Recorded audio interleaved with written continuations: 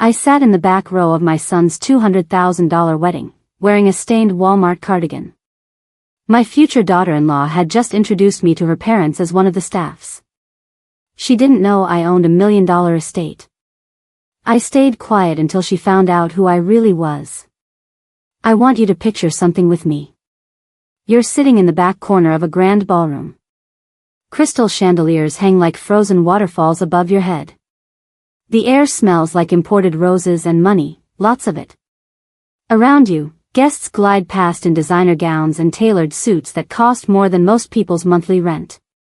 And you? You're wearing a cardigan from Walmart. Faded navy blue.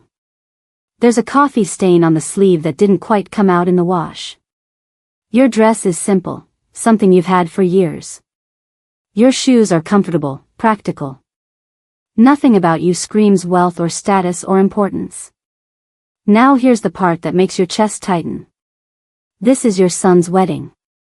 Your only son's wedding. And you're sitting in the back row. Alone. While strangers occupy the seats that should have been reserved for family. I'm Wendy Martins. I'm 62 years old.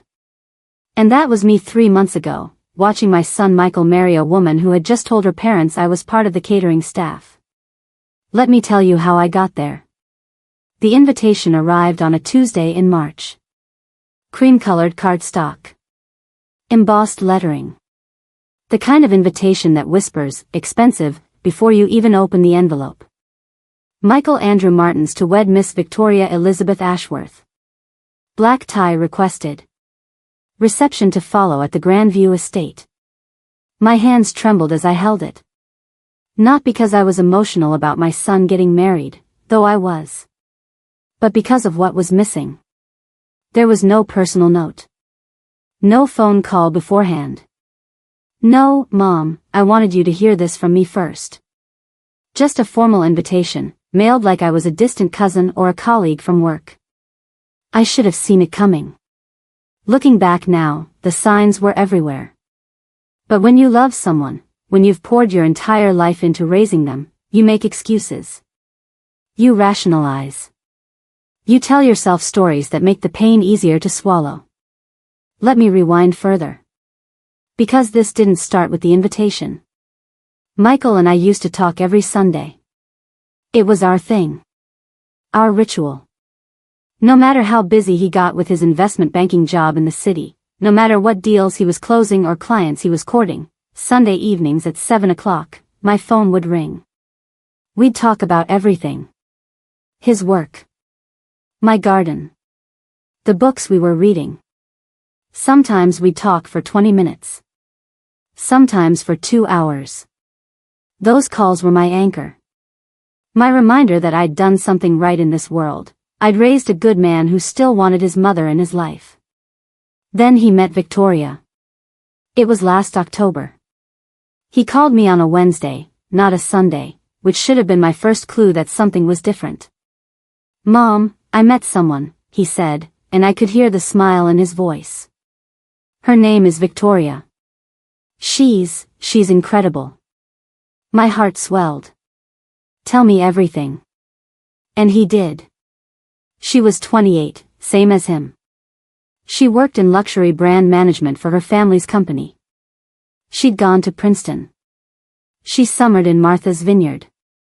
She spoke 3 languages. She was elegant, sophisticated, everything he'd ever wanted. When do I get to meet her? I asked. Soon, he promised. Soon. But soon never came. The Sunday calls started getting shorter. 7 o'clock became 7:30. Then 8. Then, Mom, I can't talk long, Victoria and I have dinner reservations. 20-minute conversations became 10-minute check-ins became 5-minute, just wanted to say hi, calls that felt more like obligations than connections. By December, we were down to every other week.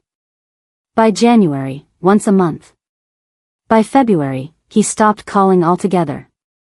I had to be the one to reach out. And when I did, his responses were brief.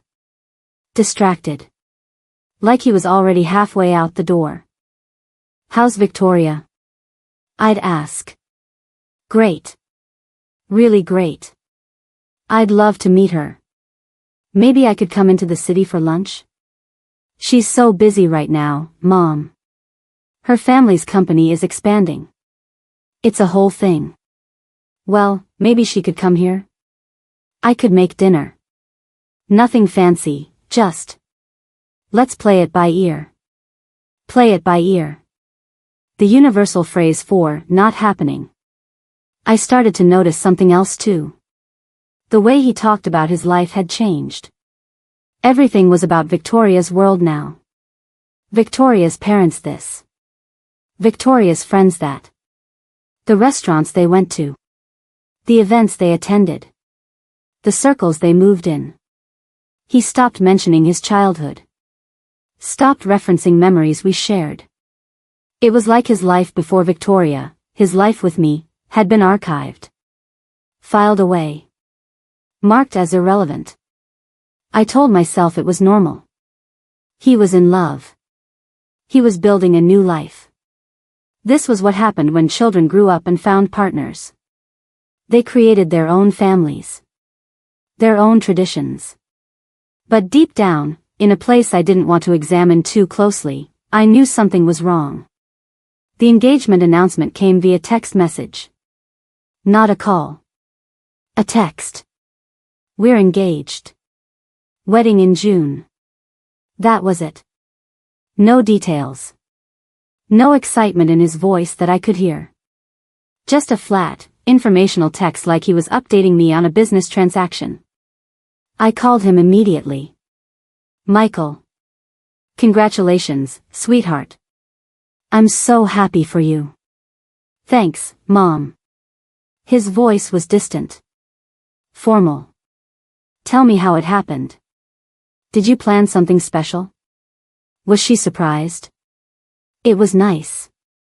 I proposed at her parents' estate. They have this garden with a gazebo. Very romantic. Her parents' estate. Of course. I can't wait to meet her, I said again, trying to keep the desperation out of my voice. When can we? Listen, Mom, I've got to run. Victoria's mother wants to start planning right away.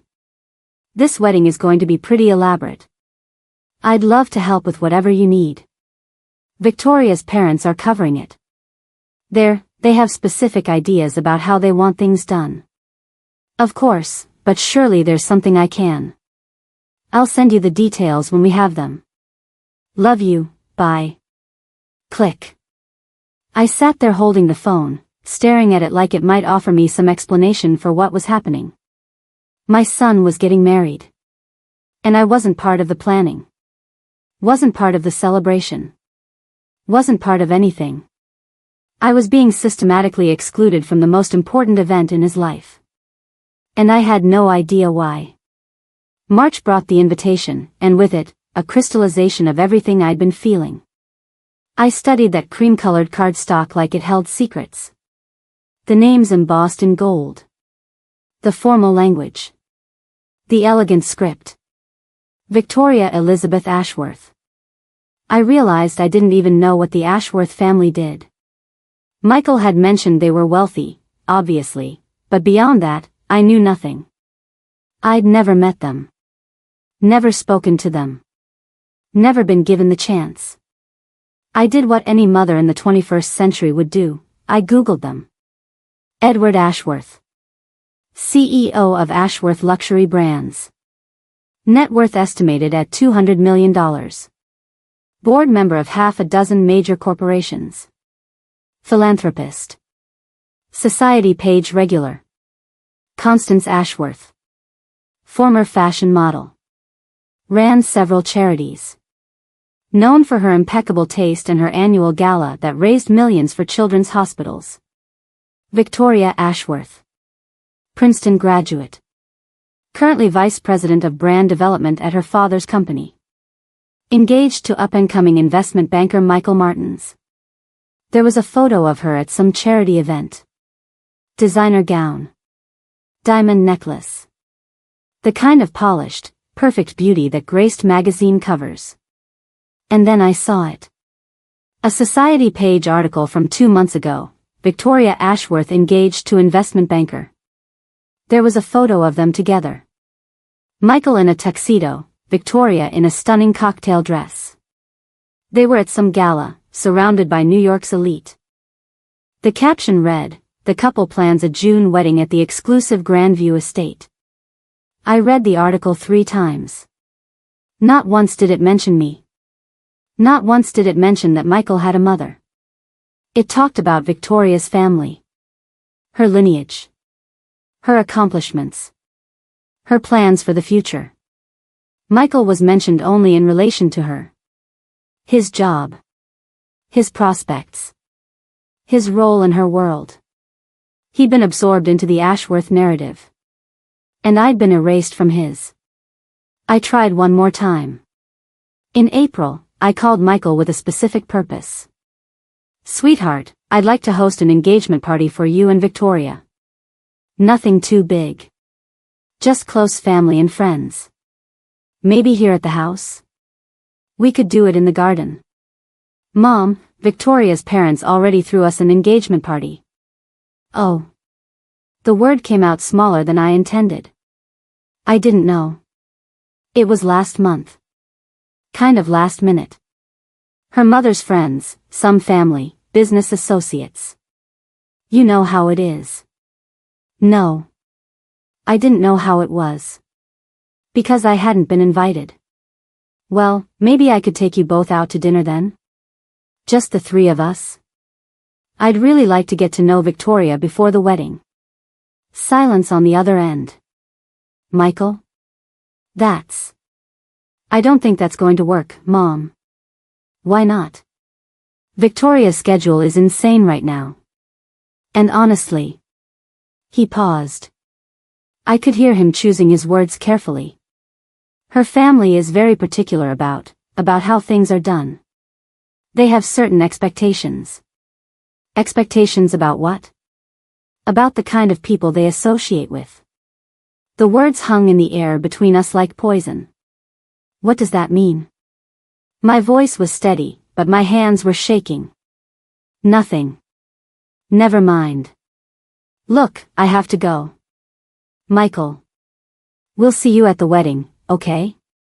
It's going to be great. You'll have a wonderful time. He hung up before I could respond. I sat in my kitchen, the kitchen with the marble countertops I'd selected myself, in the house I'd designed from the ground up, and felt something crack open inside my chest. The kind of people they associate with. That's what he'd said. My son, the boy I'd raised alone after his father walked out when he was 3. The boy I'd worked 3 jobs to support. The boy I'd put through private school and college and helped with his first apartment. That boy had just told me I wasn't the right kind of person for his new family. And the worst part? He was embarrassed by me. Before we continue, I want to ask you something. Where are you listening from right now? Drop your city in the comments below. I like to know how far these stories go. And if you want to hear how this story ends, trust me, you do, hit that subscribe button. Because what happens next? You won't believe it. I made a decision that night in April. I would go to this wedding. I would watch. I would observe. And I would say nothing about who I really was. Because I needed to know, if they thought I was nobody, if they thought I was poor, irrelevant, beneath them, how would they treat me? I needed to see Michael clearly. Not as the son I remembered, the boy I'd raised, but as the man he'd become. And I needed to see this woman he was marrying. This woman who came from money and privilege and who seemed to have convinced my son that his own mother wasn't good enough for her world. So I went to my closet. I pulled out my oldest dress. I grabbed my Walmart cardigan, the one with the stain I'd never quite gotten out. I looked at myself in the mirror. Ordinary. Forgettable. Poor. Perfect. The wedding day arrived in June with cloudless blue skies. I drove to the Grandview estate in my 10-year-old sedan, watching luxury cars stream past me. Mercedes. BMWs.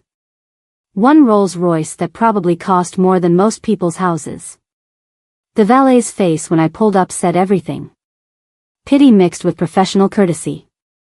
Inside, the venue was breathtaking. A cathedral of wealth and taste. White roses everywhere. Silk draping that probably cost thousands per yard. A string quartet playing Vivaldi. I found my seat. Back row. Last chair.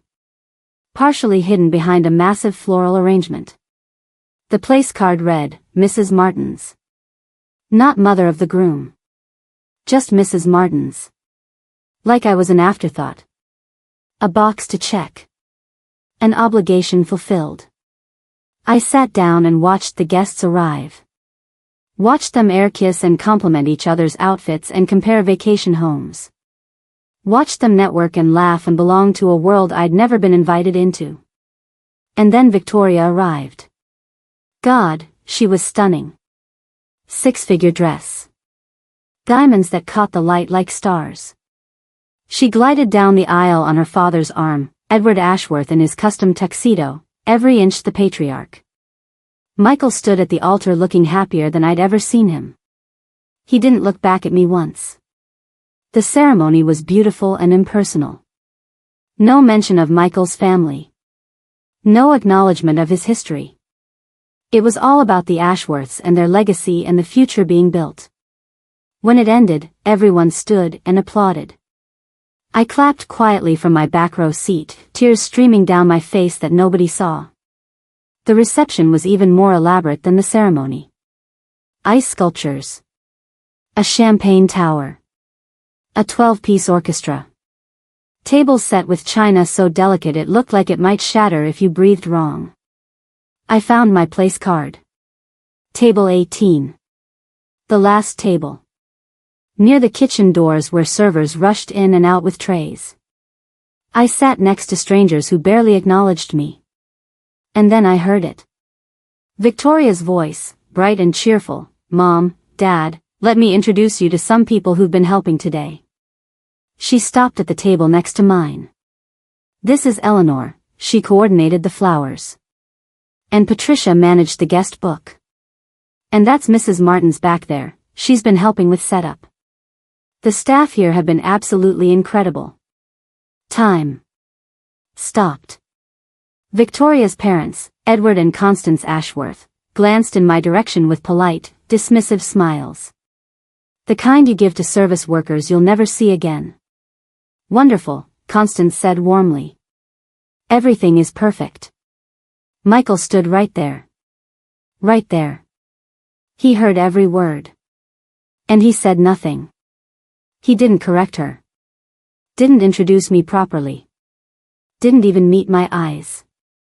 He just smiled and nodded and moved on with his beautiful new wife to greet more important guests. I sat very still. The elderly woman next to me leaned over and whispered, "Did she just?"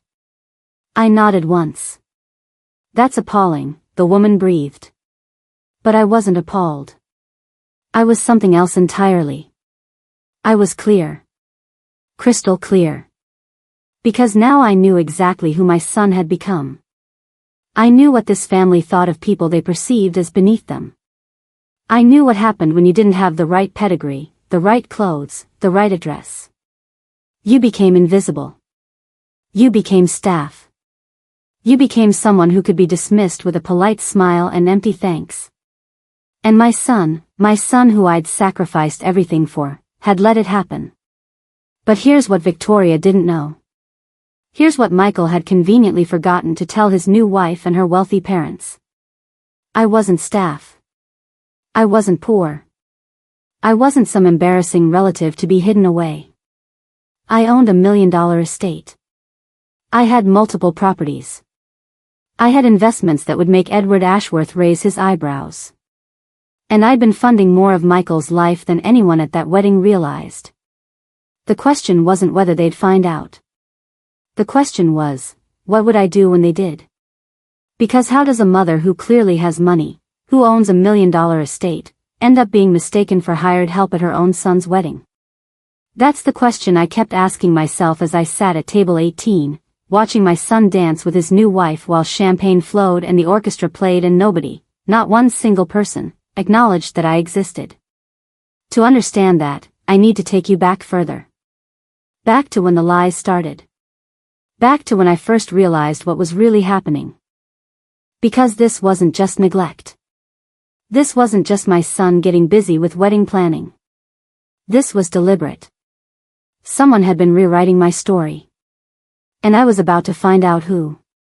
It started in February, 3 months before the wedding.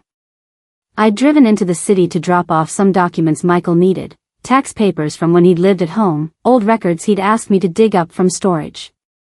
He was refinancing something, I can't remember what. But he needed them, and I was happy to help. I called when I got close to his apartment building in Manhattan. Michael, I'm about 5 minutes away. Should I just leave the envelope with the doorman or? Wait, you're here? Now? His voice had an edge to it. Panic, almost. Yes, you said you needed these by today. I had some errands in the city anyway, so I thought. No. No, don't come up. I'll meet you downstairs. Give me 5 minutes. The line went dead. I parked on the street and waited. Through the lobby windows, I could see the doorman at his desk. The elegant marble floors. The kind of building that screamed, "You've made it." Michael appeared in the lobby 10 minutes later, not 5.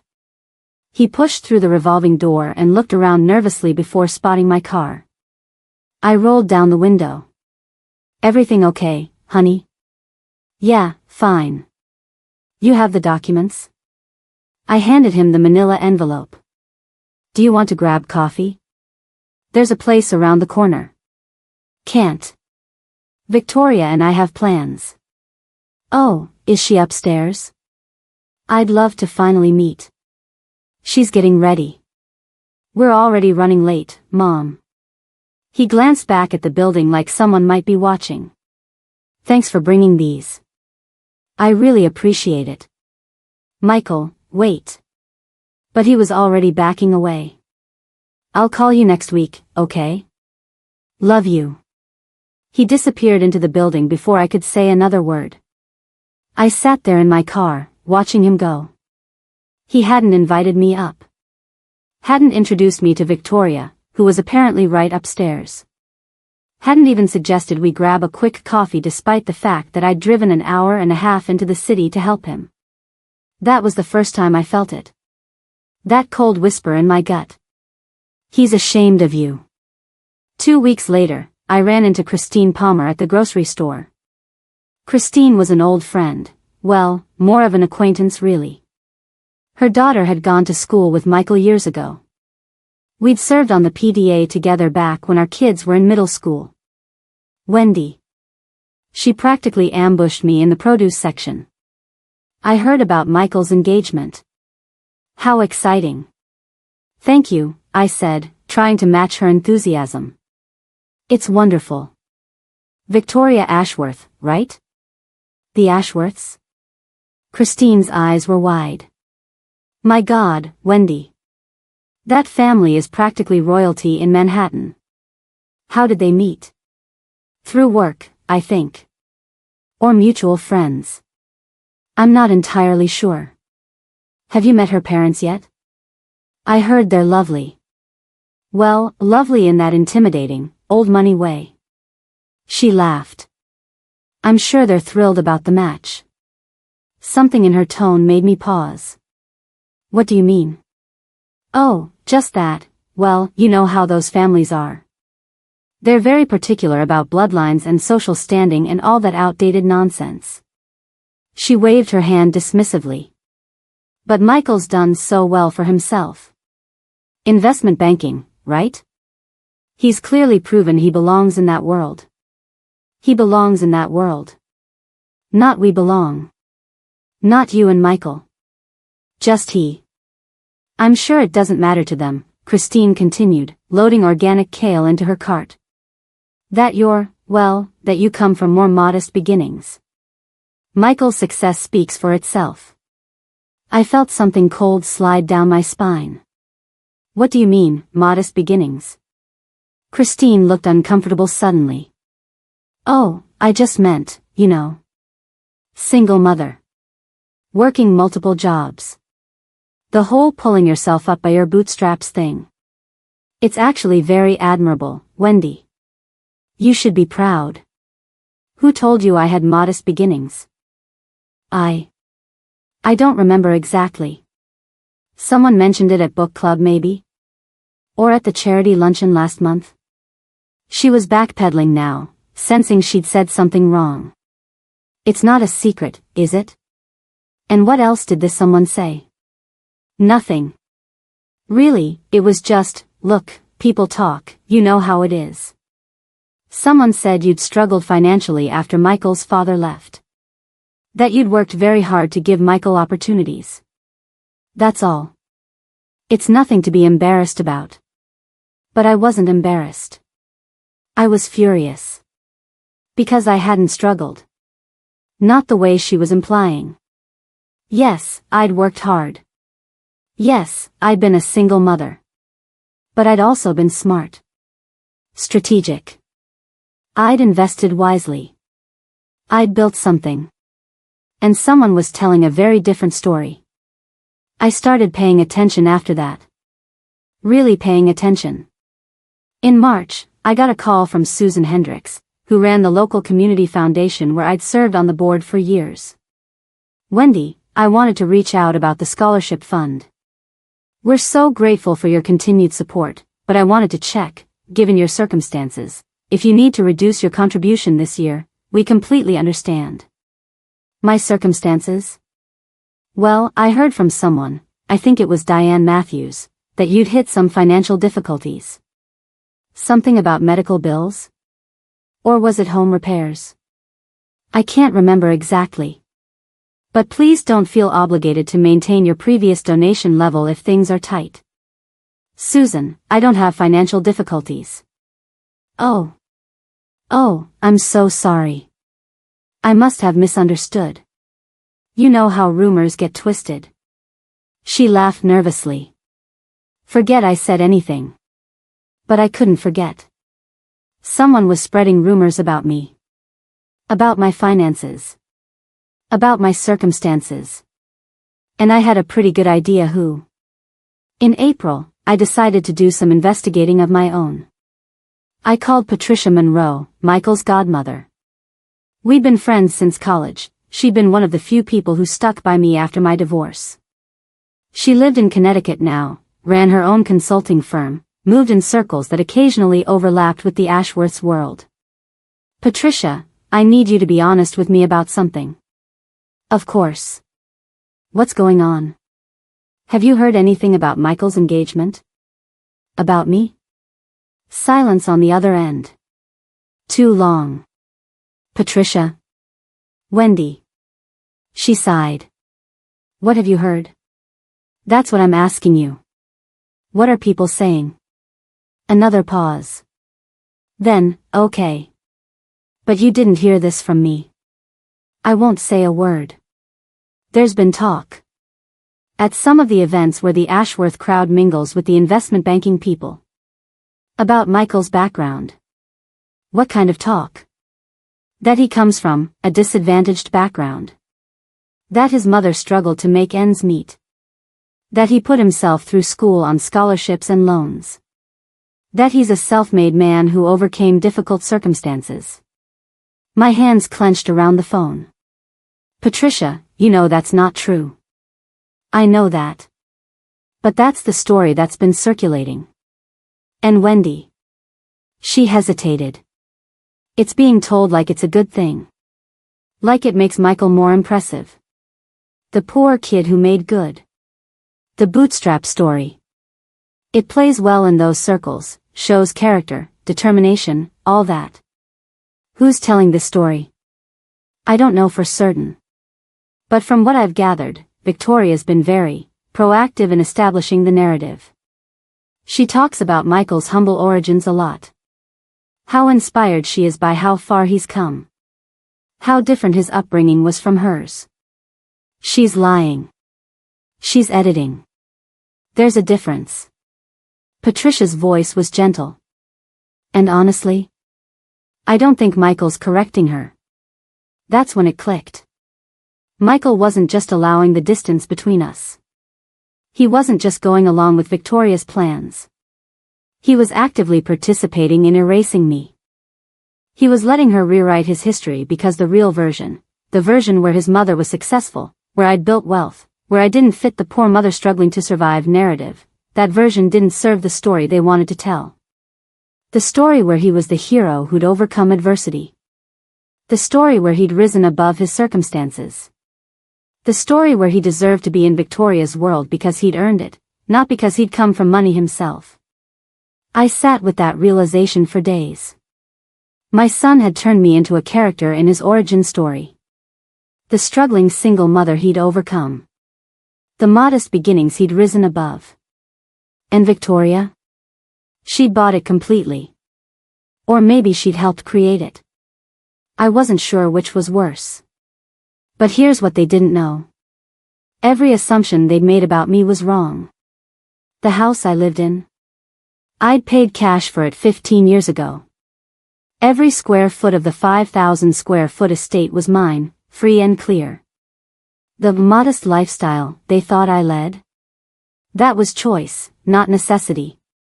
I didn't believe in flashy displays of wealth. I'd grown up watching people drown in debt trying to keep up appearances, and I'd sworn I'd never live that way. The multiple jobs I'd worked when Michael was young? Yes, I'd done that. But not because I was desperate. Because I was building. Investing. Creating a foundation. By the time Michael was in high school, I'd already made my first $1 million in real estate investments.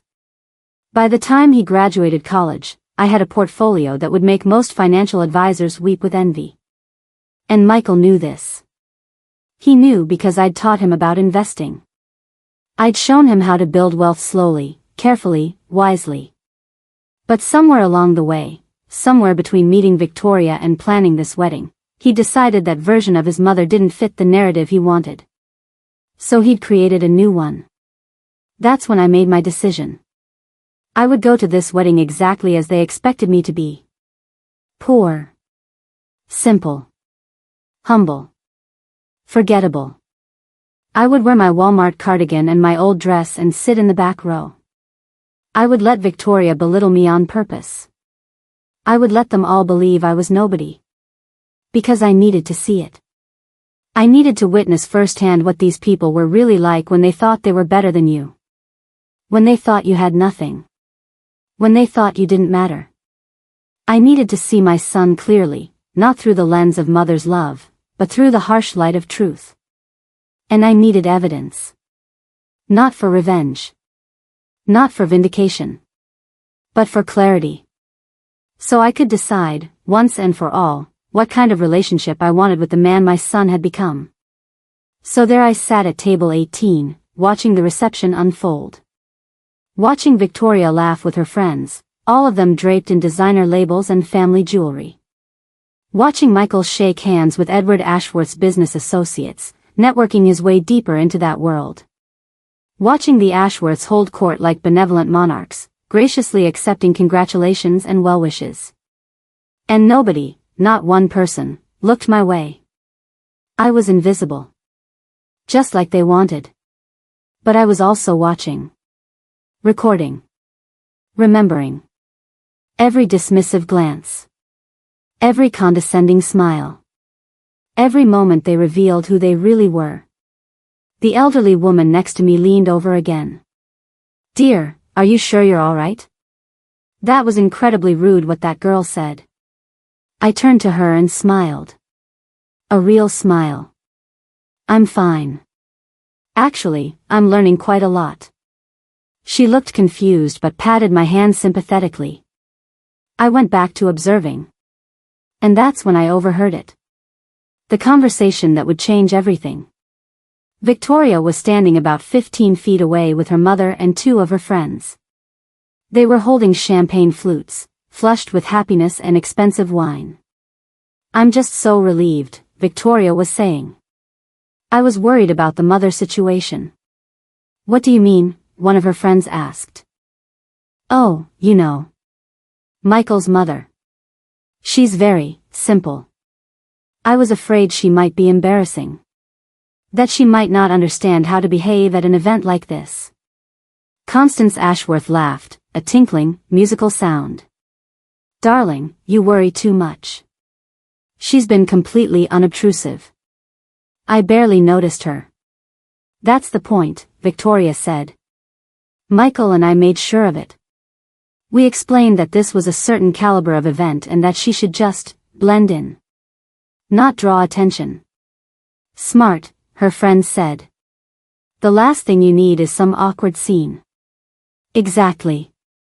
And honestly, she won't be around much anyway. Michael's made it very clear that our life is in Manhattan with my family. His mother will see him for holidays maybe. If that. They laughed. All of them. And my son was across the room, smiling and talking and celebrating. Completely aware of what his wife was saying about me. Completely okay with it. That's when I knew. The humiliation at the wedding wasn't an accident. It wasn't a misunderstanding. It was planned. My son and his new wife had orchestrated my erasure. But what they didn't know, what nobody in that ballroom knew, was that I'd orchestrated something too. I'd been documenting everything. Watching everything. Understanding everything. And very soon, the truth was going to come out. Not because I would reveal it. But because the truth has a way of surfacing on its own. I need to tell you something about wealth. Real wealth, the kind that lasts, the kind that matters, it doesn't announce itself. It doesn't need to. It sits quietly in bank accounts and investment portfolios and property deeds. It works in the background, compounding, growing, building empires while everyone else is busy showing off their leased luxury cars and mortgaged mansions. My wealth was the quiet kind. And that's exactly why nobody at that wedding had any idea who I really was. Let me take you back to 1987. I was 24 years old, newly divorced, with a 3-year-old son and exactly $800 to my name. Michael's father had left us for his secretary, a cliché so perfect it would be funny if it hadn't been devastating. I had a choice. I could be bitter, or I could be strategic. I chose strategic. I worked 3 jobs, yes. But not because I was desperate. Because I was determined. I waitressed at a high-end restaurant where I watched wealthy people spend more on a single dinner than I made in a week. I cleaned houses in neighborhoods where the closets were bigger than my apartment. And I worked nights at a real estate office, answering phones and filing paperwork. That's where I learned everything. I watched deals happen. I listened to investors talk. I asked questions. I read everything I could get my hands on about property investment, market trends, leverage, equity. And when I'd saved enough, I bought my first property. A small duplex in a neighborhood everyone said was up and coming. I paid $32,000 for it. Fixed it up myself, nights and weekends, YouTube tutorials and library books teaching me how to tile and paint and repair. I rented it out for enough to cover the mortgage and then some. 2 years later, I bought another property. Then another. By the time Michael was in elementary school, I owned 6 rental properties. By the time he was in middle school, I'd sold 4 of them at a massive profit and bought a small apartment building. By the time he graduated high school, I had a real estate portfolio worth over $1 million. And that's when I built the house. My house. The estate. 5,000 square feet on 3 acres of land. I designed every inch of it myself. Hired the contractors. Oversaw the construction. Paid for it entirely in cash. No mortgage. No debt. Just mine. Michael grew up in that house. He had his own wing, bedroom, bathroom, study. He had everything he needed and most of what he wanted. But I didn't flaunt it. I didn't throw parties or show off or make sure everyone knew what I had. I drove a practical car. I wore practical clothes. I lived below my means and invested the difference. I taught Michael all of this. I showed him my portfolio. I explained compound interest and asset appreciation and the difference between looking wealthy and being wealthy. He understood. Or at least, I thought he did. Apparently, I was wrong. Sitting at table 18, watching my son's wedding reception unfold, I realized something crucial. Michael hadn't forgotten what I taught him about wealth. He'd weaponized it. He knew I didn't advertise my money. He knew I lived simply. He knew I wouldn't show up to his wedding dripping in designer labels because that's not who I am. And he'd used all of that against me. He'd let Victoria assume I was poor because my lifestyle didn't scream wealth. He'd let her create this narrative about his humble origins because he knew I wouldn't be there to contradict it. He'd hidden me in the back row because he knew I wouldn't make a scene. He'd counted on my dignity, my discretion, my unwillingness to embarrass him. And he'd been right. Until now. The reception dragged on. Course after course of food I couldn't taste. Toast after toast celebrating a union that had excluded me at every turn. I watched Victoria dance with her father, a choreographed moment complete with a meaningful song and tears that seemed genuine. Edward Ashworth held his daughter like she was made of spun glass, and the photographer captured every angle. There was no mother-son dance. Michael had made sure of that. I checked my watch. 9:30. The reception would go until midnight at least, but I'd seen enough. I was about to stand up, to quietly slip out the back and drive home to my empty house and my empty victory of having survived this humiliation with grace and tact. But then something happened. A woman approached table 18. She was older, maybe 70, with perfectly styled silver hair and a dress that probably cost more than my car. She had the bearing of someone used to being listened to. "Excuse me," she said, looking directly at me. "Are you Wendy Martins?" My heart stopped. Yes. I thought so. You probably don't remember me, but we met about 15 years ago. I'm Dorothy Richardson. You handled the sale of a property for my late husband, a duplex on Maple Street? The duplex. One of my early properties. I'd sold it to a retired couple who'd wanted to downsize but still maintain rental income. Of course, I said carefully. I remember. How are you? I'm well, thank you. I was so surprised to see you here. Are you a friend of the Ashworths? She glanced around table 18 with barely concealed confusion, clearly wondering why someone she knew to be successful was relegated to the worst table in the room. Before I could answer, the elderly woman who'd been sitting next to me all night interjected. She's the groom's mother. Dorothy's face went through several expressions in rapid succession. Confusion. Shock. Something like anger. The groom's mother? Michael's mother? She looked at me, then at the back row table, then back at me. But I thought, someone told me his mother was. She trailed off, realizing how offensive it would sound to finish that sentence. It's complicated, I said quietly. But Dorothy Richardson was not the quiet type. This is absurd, she said loudly. Loud enough that people at nearby tables turned to look. Wendy, I don't know what's going on here, but you shouldn't be sitting back here like you're nobody. Dorothy, please. It's fine. It's not fine. I know exactly who you are. You helped my husband and me tremendously. And after he died, you were so kind. You helped me restructure the rental agreement when I needed to. She shook her head. Does your son know? Know what? A new voice said. I looked up.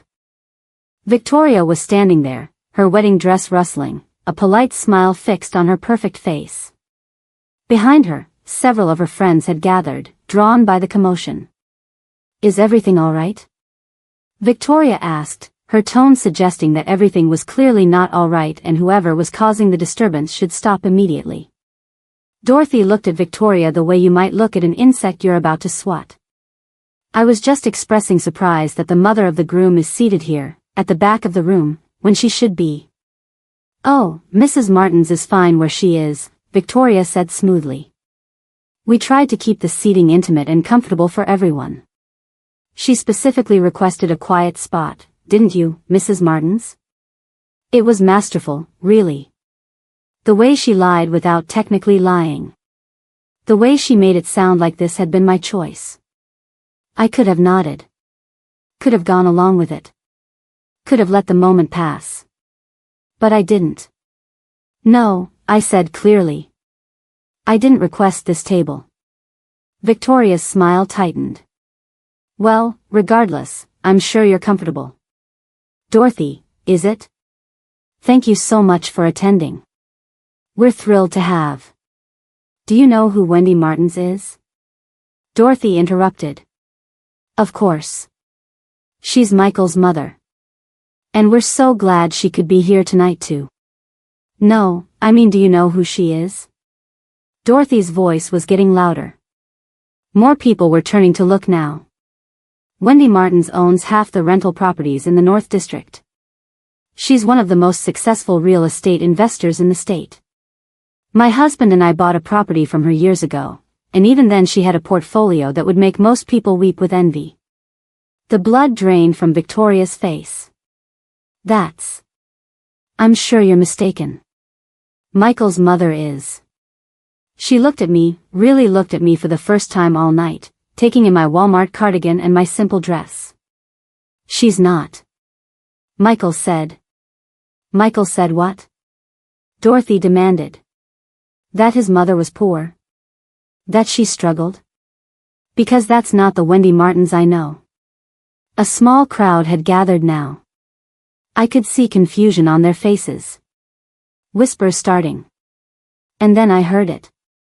The voice I'd been listening for all night. What's going on here? Michael pushed through the crowd, his face flushed from champagne and dancing. He looked at Dorothy, at Victoria, at me. Mom? Is there a problem? Mom. He called me Mom. In front of all these people, he finally acknowledged me. Dorothy turned to him. Michael, I was just telling your wife that she seems to be under a serious misimpression about your mother.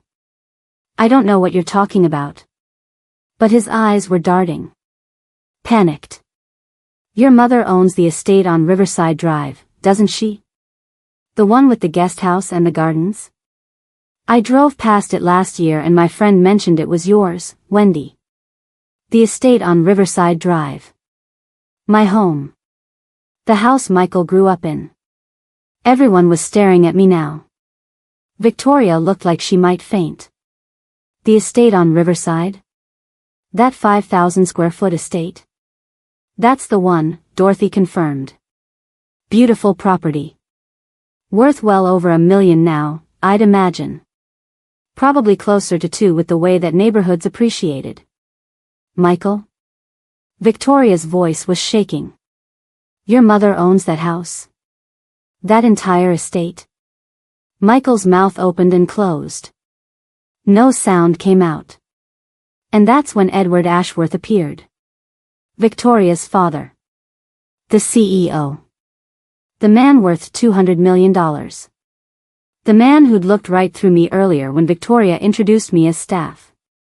What's all this commotion? He asked, his voice carrying the authority of someone used to controlling rooms.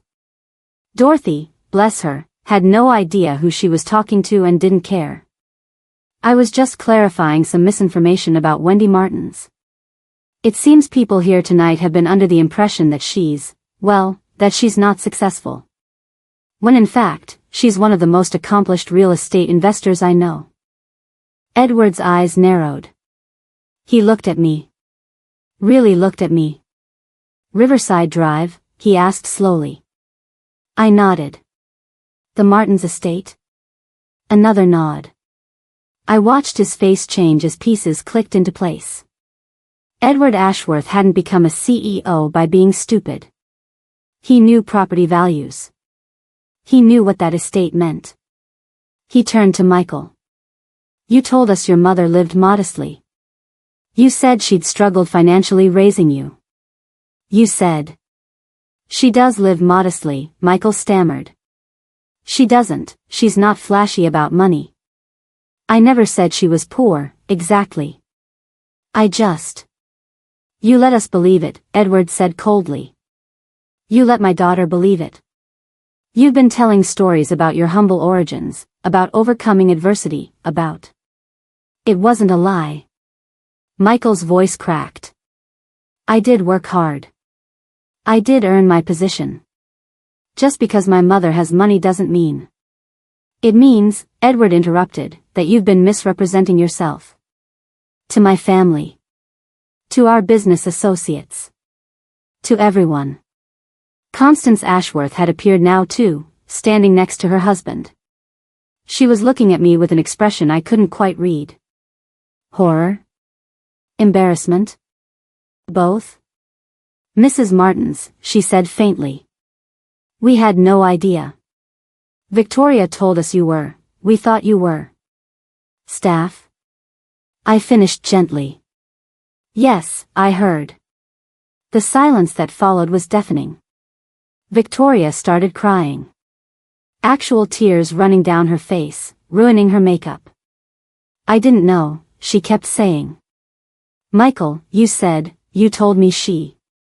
But Michael wasn't looking at his wife. He was looking at me. And in his eyes, I saw something that broke my heart all over again. Not remorse. Not guilt. Anger. He was angry at me. Angry that I'd been exposed. Angry that his carefully constructed narrative had crumbled. Angry that I'd ruined his wedding. But I hadn't ruined anything. The truth had. And now everyone in that ballroom knew exactly what kind of man Michael Martins had become. The question was, what would I do about it? Because I had a choice to make. And it would change everything. The silence in that ballroom was the loudest thing I'd ever heard. 200 guests.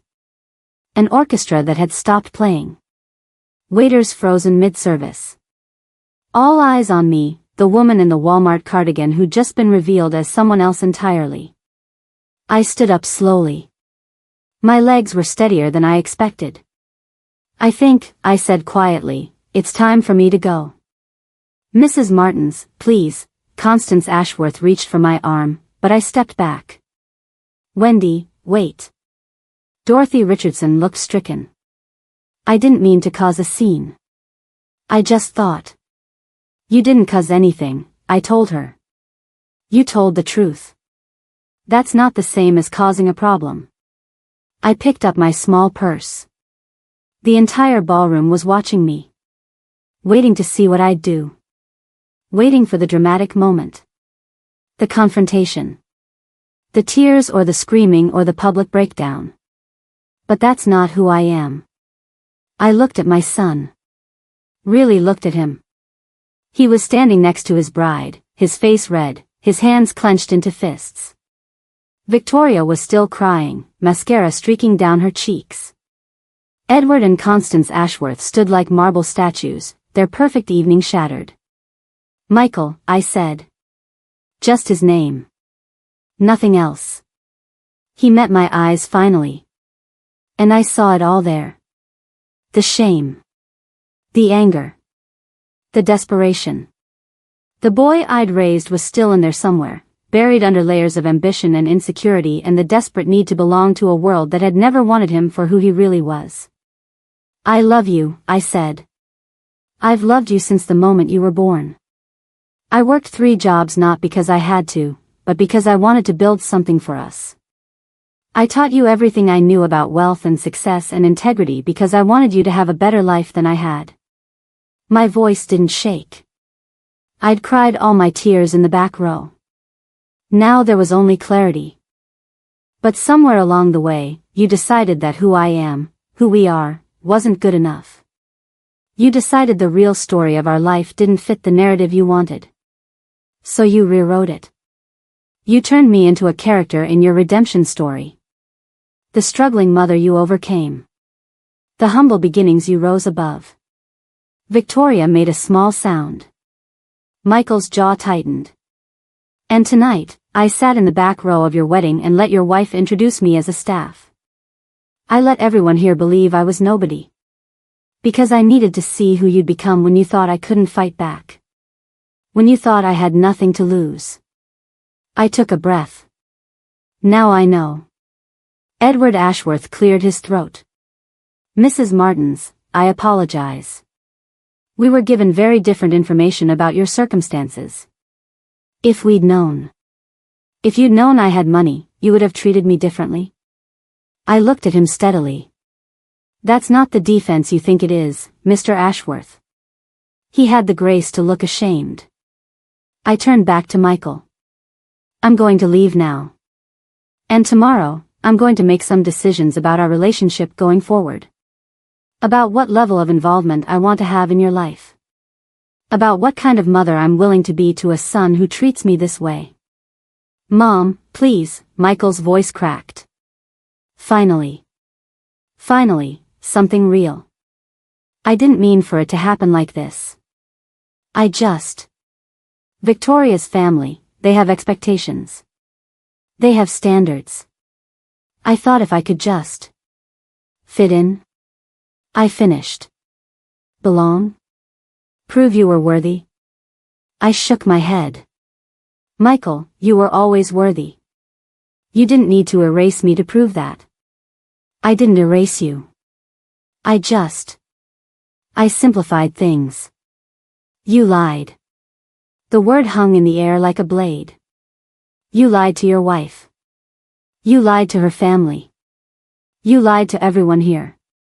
And worst of all, you made me complicit in those lies by hiding me away like something shameful. Victoria was sobbing openly now. I didn't know, she kept saying. Michael, you told me, you said she could barely afford to come. You said we needed to pay for her dress. You said what? I looked at my son. You told her you were paying for my dress? He wouldn't meet my eyes. A laugh escaped me. Sharp and bitter. Michael, I could buy this entire venue. I could write a check right now for more than this wedding cost and not even notice the money missing from my account. Gasps rippled through the crowd. But I didn't buy a fancy dress tonight because I don't need to prove anything to anyone. I wore this cardigan, this stained, faded cardigan from Walmart, because I'm comfortable with who I am. I built my wealth quietly, carefully, without flash or performance. And I thought I'd taught you to value that. To value substance over show. I looked around at all the faces watching me. The designer gowns. The borrowed jewelry. The rented tuxedos and leased luxury cars parked outside. Apparently, I failed. I started walking toward the exit. Behind me, chaos erupted. Victoria crying. Michael trying to explain. Constance Ashworth's voice sharp and angry. Edward demanding answers. Guests whispering, phones coming out, the gossip already starting. Dorothy Richardson caught up with me at the door. Wendy, I'm so sorry. I shouldn't have said anything. I just saw you sitting back there and I was so angry that. Don't apologize, I told her. You did me a favor. I needed to see this. All of it. What will you do now? I looked back at the ballroom one last time. At my son standing in the wreckage of his perfect wedding, finally forced to face the truth of what he'd done. I'm going to go home, I said. To my estate. The one he grew up in. The one he pretended didn't exist. And I'm going to think very carefully about what kind of relationship, if any, I want to have with him going forward.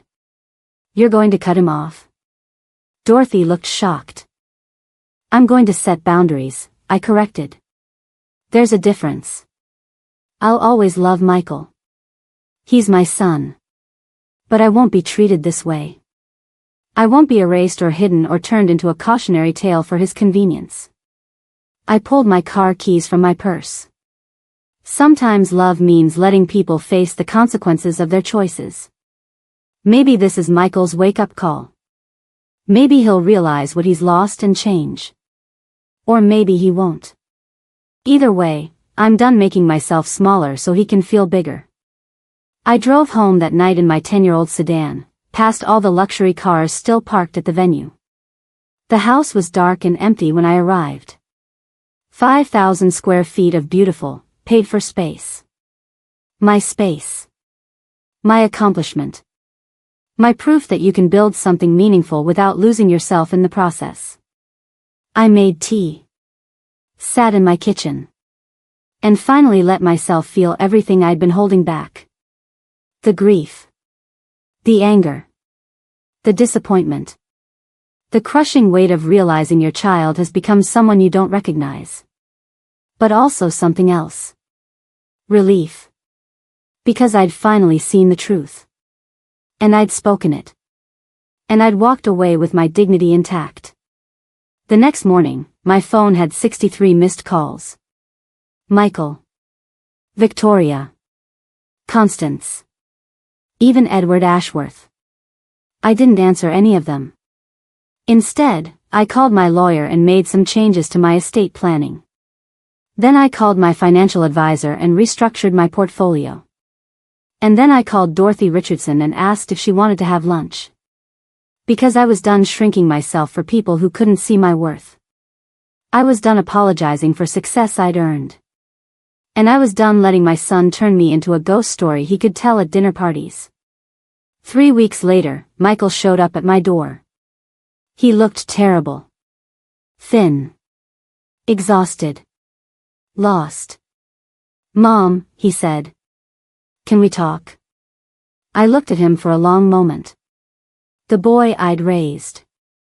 The man he'd become. The bridge between the two that had somehow collapsed. "Yes," I said finally. "We can talk." Whether we could rebuild what he'd broken? That remained to be seen. But one thing was certain, it would be on my terms this time. Not his. Not Victoria's. Not the Ashworths. Mine. The end. Now I want to hear from you. What would you have done in my position? Would you have confronted Michael at the wedding, or would you have stayed silent? Would you forgive him, or would you cut him out of your life completely? And here's the real question, do you think Michael can change? Can someone who erased their own mother to fit into high society ever really become a good person again? Or once you've shown who you really are, is that it? Drop your thoughts in the comments. Tell me if you've ever been made to feel less than by family. Tell me what you think Wendy should do next. And if this story resonated with you, if you've ever been underestimated, dismissed, or erased by people who should have valued you, share this. Because somebody out there needs to hear that their worth isn't determined by other people's opinions. Your value doesn't decrease based on someone's inability to see it. Remember that.